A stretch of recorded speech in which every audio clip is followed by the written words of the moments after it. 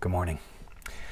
Yesterday I mentioned that we're going to spend a few days in verse 26, and I want to amend that a little because we're actually going to go down into verse 27.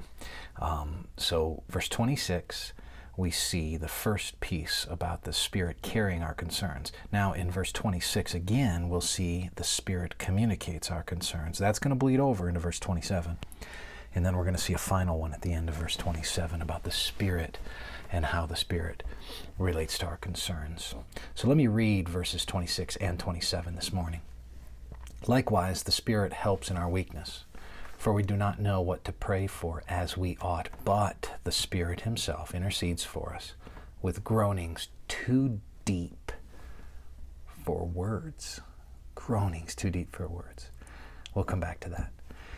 And he who searches hearts knows what is in the mind of the Spirit, because the Spirit intercedes for the saints according to the will of God. The intercessory work of the Spirit communicates our concerns. Now here's the beauty of it. Have you ever felt so weighed down that you just didn't even know what to say?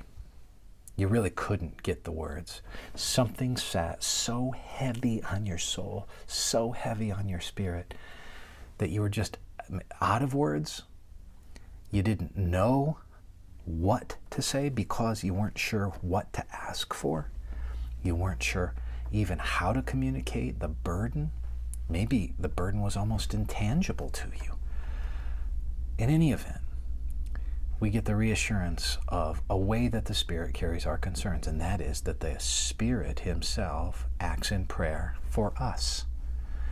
The Spirit himself acts in prayer for us. Think of Paul in Ephesians 6:18. At the end of the armor of God, he says, praying at all times in the Spirit, with all prayer and supplication to that end. Keep alert with all perseverance, making supplication for all the saints. Praying at all times what? In the Spirit. In the Spirit. The Spirit is at work in our prayer life. I want you to see that. I want you to see that prayer is not just a matter of me talking with the Lord, but it's a matter of me talking through, in that way, the third person of the Trinity to the Lord. There's this beautiful peace that happens in prayer.